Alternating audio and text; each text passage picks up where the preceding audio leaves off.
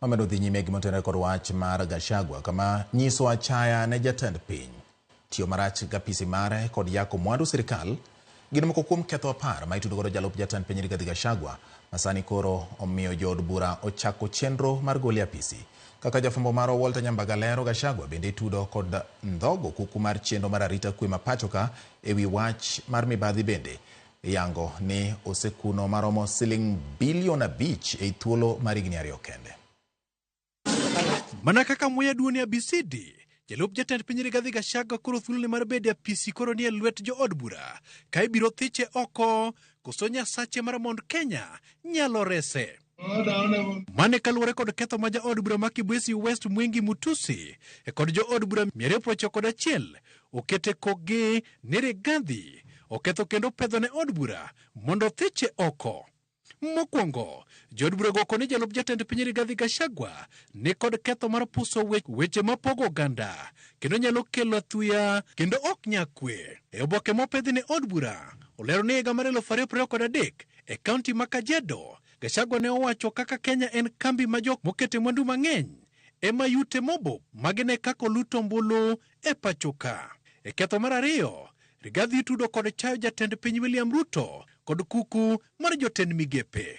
Kae kethono, oyar ni tarik 30 dwe mar Ang'wen, kuku mar jotend migepe ne okalo mondo chak dar jok mojotieti aora mar Nairobi River. Kata kamano, Rigathi ne owuok pala wang'a kod parono mocho lande lela ni okang'no oko morgo. Rigathi itudo kod tiyo marach kod apisi mare mar jalup jatend piny madwaro ni mondo chimre tir kod katiba kendo nyiso chia mar apisi no. E kethono, gikoni tarik 20 dwe mar 9 mar higani, jalup jatend piny Rigathi ne othuyo jodak ma Nairobi kod tend kaunti ma Nairobi bang' timo rali e chiro ma Markiti.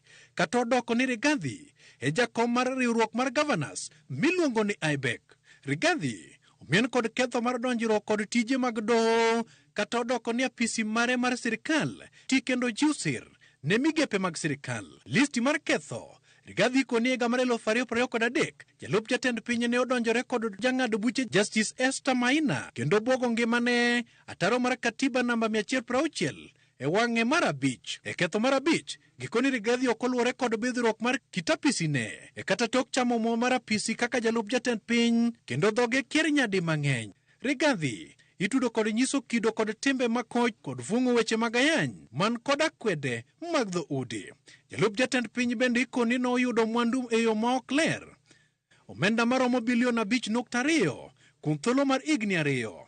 Gimedo ni Rigathi Gachagua kod familia mare moting'o yawuote Kevin Gachagua, Keith Ikinu emotigo kaka weg mwandugo monywando magawa mar Olive Garden, Outspan, Vipingo Beach e kind mamoko. E ketho mar 8, Gachagua mien kod wuondo jopiny kendo wacho weche mag miriambo mondo jopiny oyie ni en e ng'at makare. E gikoni dwe mar 1 mar higani, Rigathi ne okone jopiny ni jang'ad buche Esther Maina jamibadhi kendo en kod neno mobiro tero doho mondo thul Esther Maina oko kaka jang'ad buche.